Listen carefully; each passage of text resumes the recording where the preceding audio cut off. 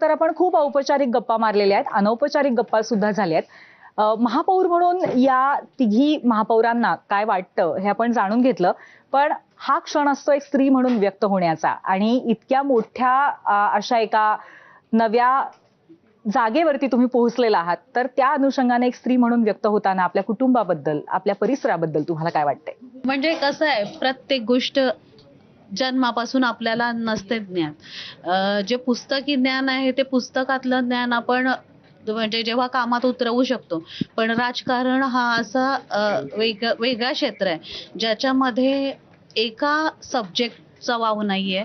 तुम्हाला प्रत्येक सब्जेक्टमध्ये ओव्हरऑल म्हणजे 100% पाहिजे आणि मग त्यासाठी अनुभवाशिवाय दुसरी शाळा नाही. तर त्या पद्धतीने आता हा तुमचा आजचा कार्यक्रम एबीपी माझाचा हा खूप मोठा अनुभव आम्हाला मिळालेला आहे. म्हणजे आता तुम्हाला आम्ही फेस केलं, आता ह्याच्या पुढे कुठलंही आव्हान फेस करायला आम्ही रेडी आहोत. हा नाही म्हणजे रेडी आहोत आम्ही आता कुठलंही आव्हान फेस करायला. मेयर मधला अजून एक आव्हान आणि प्रश्न असा आहे की ज्यावेळेला आम्ही महानगरपालिकेतून काम करून येतो ना घरी, तर नवऱ्याला पुन्हा तितकं सगळं रिपीट करून सांगावं लागतं.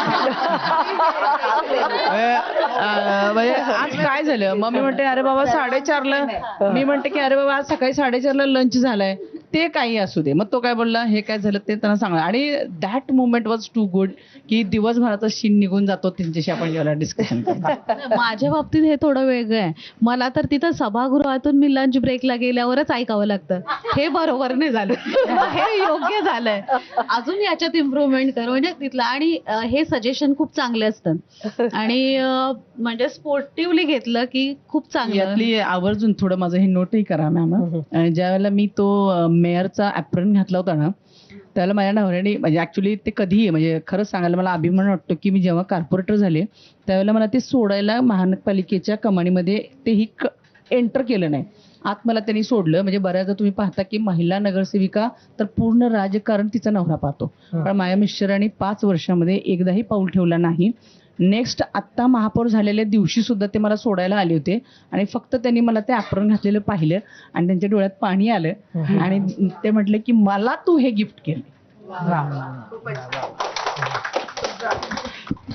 प्रत्येक वेळेला माझी हीच इच्छा असायची की 25 वर्ष जी जनतेच्या सेवेसाठी तुम्ही दिली आहेत, तर तुमच्या नावापुढे पण नगरसेवक असावं.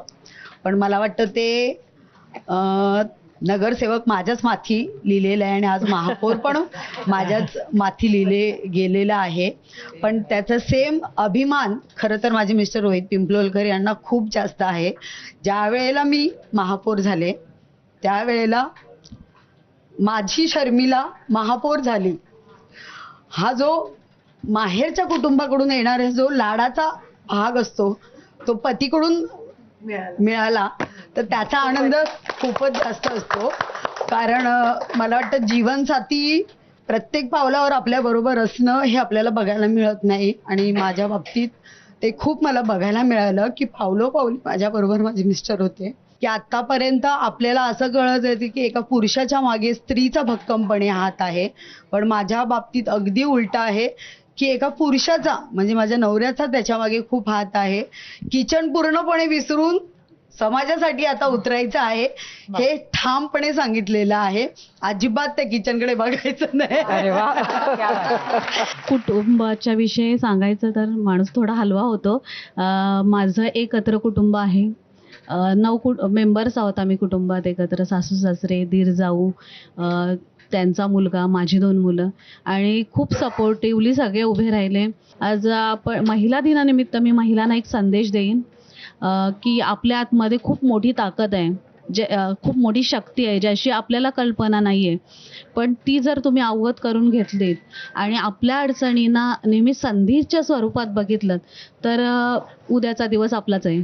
माझा छोटासा अनुभव सांगेन की तुम्ही कुटुंबाबद्दल म्हटलात तर खूप आनंदाची आणि अभिमानाची गोष्ट अशी की मी ज्यावेळेला माझ्या अर्निंगमधून मी होंडा सिटी कार घेतली त्यावेळेला माझे सासरे आले आणि मी त्यांना सांगितले की नाही पप्पा तुम्ही कार चालवा. तर ते मला माझ्याकडे पाहिलं त्यांनी आणि मला म्हणाले की कार काय तू घेऊ शकशील ग, त्याचा काही विशेष फार कौतुक नाही, पण या तुझ्या कारला महापौर पाटी पाहिजे. आणि वाईट या गोष्टीचं वाटलं की ते महापौर पाटी बघायला नव्हते. आणि तुम्हा सगळ्यांसाठी एवढंच म्हणेन जीवन एक कसोटी आहे, मागे वळून पाहू नका. येईल तारावया कोणी, वाट कुणाची पाहू नका. जग सारं जिंकायचं आहे, एबीपी माझाच्या मदतीने. सगळ्या सख्यांनो, जिंकल्याशिवाय राहू नका. आणि याच एका अप्रतिम अशा नोटवर महिला दिन विशेष कार्यक्रमामध्ये आपण आज इथेच थांबतोय. तुम्ही पाहत राहा एबीपी माझा.